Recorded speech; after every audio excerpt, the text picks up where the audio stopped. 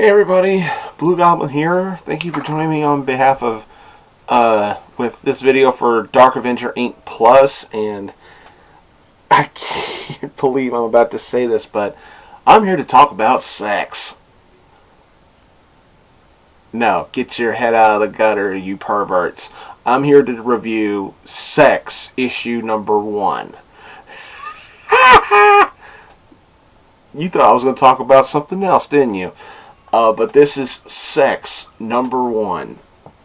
I was just thinking, you know what? Why not? I'm going to go ahead and give this a look. Now, first thing I'm going to say is, I honestly did not expect this to be a pornographic book. And if you call me a liar, that's just sad. But,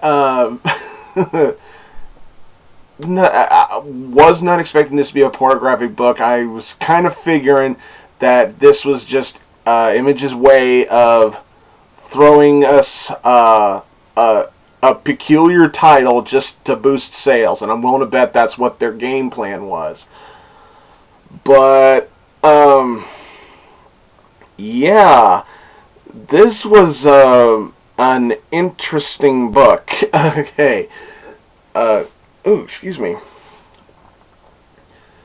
Oh, what do I say about this book? Really, what do I say? Should I spoil it? Should I not spoil it? Should I show pictures from the book? No, I am not going to. I'll show you the cover here, but, or here, excuse me. Wrong head movement. But this is, called Sex, and, the story is written by Joe Casey. Did a pretty decent job with the writing. We got Peter Kowalski on the artwork in here, and I gotta say the artwork was really impressive. I would like to think that this is like how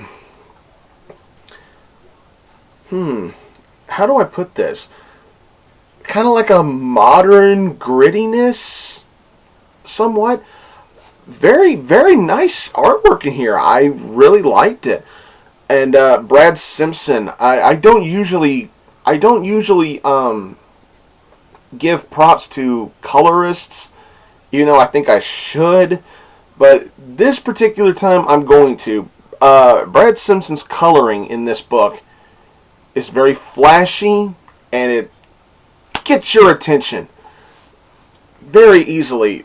Some of the best coloring I've seen in a while. I mean, the coloring is just full of wow, you know. And I forgot the name of the actual name of the story, but it involves a guy named not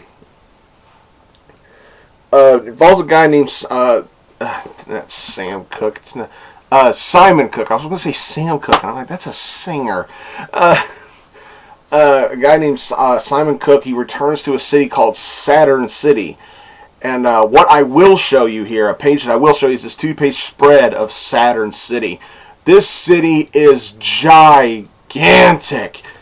I mean, wow.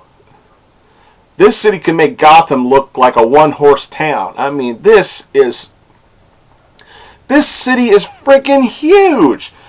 Okay, and the main character is called Simon Cooke. He's a retired superhero who has been gone for 7 months. And on his way back, he's saying, you know, it's been so long since I've been here, but I know this stinking place like the back of my hand. I think he says something like that. And he comes up, immediately after seeing him, he comes off being very depressed, kind of nonchalant, like he just doesn't care about anything.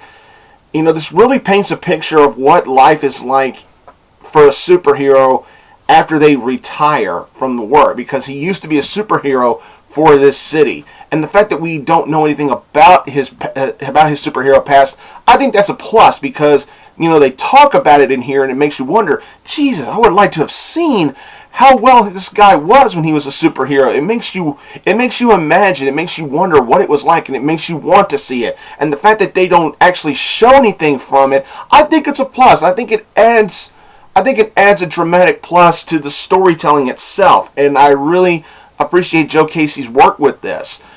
The main character, he comes off, like very depressed. He's like nonchalant, doesn't care. Like I've already said that. But he's coming back to Saturn City to take control of his company, and he's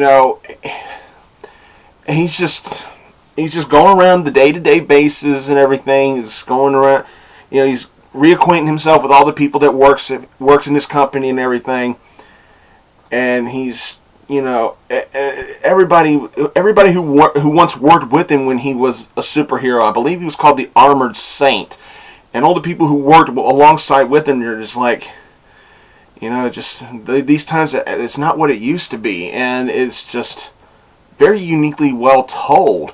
And I'm trying my best not to spoil everything in here. Okay, I'm trying to keep keep some things behind. But he keeps going on and on and on about he made a promise. He made a promise, not to go back to that life. And we get to see all kinds of things in here. The coloring doesn't really pick up until around the middle of the book when we're introduced to more characters. And we're also introduced to the Armored Saint. We're introduced to one of his former adversaries, who I believe just keeps being called just the old man. And when we see him, you kind of get that sense, when you're reading this story, you kind of get that sense that, even life after a superhero is also kind of depressing for the villains.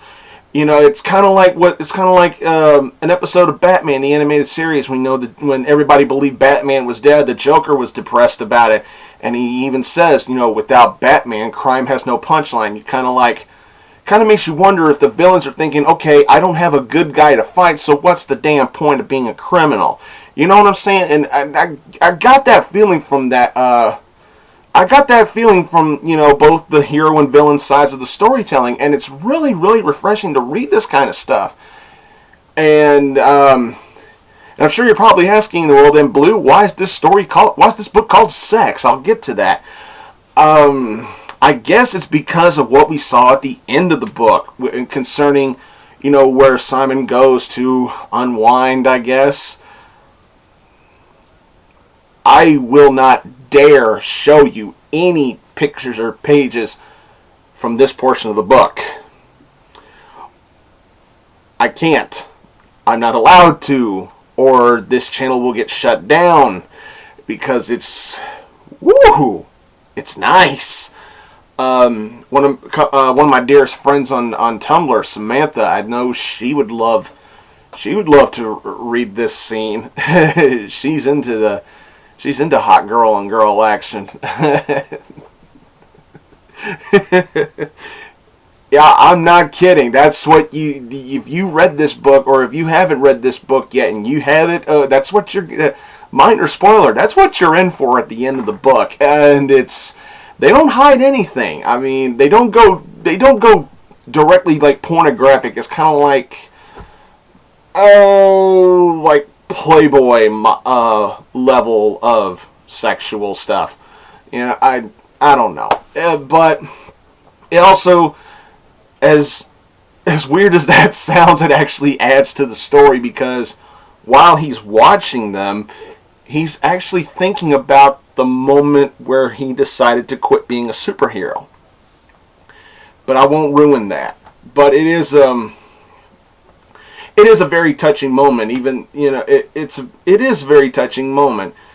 We get to see what it was that made him promise to retire from the world of superheroism. And it's really nicely written. Very, very well done. The dialogue is paced perfectly well for this scene. And I thought it was a great book. I thought this was really, really good. Another thing I wanted to talk about is the speech bubbles, the lettering. I believe, I forgot who did the lettering. I'm sorry. But there's something about this book, the lettering. I'm not used to seeing the words written so thin. And the whole highlighted marker over certain words, that is a change from bolding certain words to, I didn't rehearse any of this shit, folks. Pardon my French. I'm sorry. but, you know, highlighting words instead of putting them in bold print, it's a different way to, you know, express the words in an enthusiastic fashion, which is something I'm not accustomed to yet, but the more and more I read this series, I'm willing to bet I'll get used to it down the line. But I was going into when I was about to read this book, I've got to be honest, I wasn't expecting much, and I wasn't expecting it to be a porno book. But what I got was surprisingly well done. I really enjoyed it. The characters were a bit on the depressing side, but they were interesting enough to keep me intrigued in the story. The artwork is great. It's got that grittiness to it, kind of a modern grittiness, kind of noir-ish, if you will, thing. The coloring is bright. It's beautiful. It's well-toned, the story. It's great. I'm honestly surprised by how good this was. I give this... So, Blue, what you think about that sex? I give this book a 4 out of 5. I really enjoyed it. Thought it was a great read. I'm looking forward to the next issue. I really enjoyed it. And this is coming from a guy that didn't expect much from this book. I didn't expect that much at all. I was expecting to read this book, get a couple of cheap laughs, just go at the story and go it was pretty good, and be done with it. I was honestly surprised, and I think you would be too. Now, I will say this. This is not for children. So, comic book readers, if you got kids, do one thing. Make sure your kids don't look at this book. This is definitely not for kids. I'm telling you right now. So, adult readers, keep this away from your kids. Alright? I hate to sound like a cheesy 80s PSA, but I have to say this. Don't let your kids read this book. But yeah, there's my review of Sex, issue number 1. I just talked about sex, and I enjoyed it. God. Where's Kevin Smith when you need him?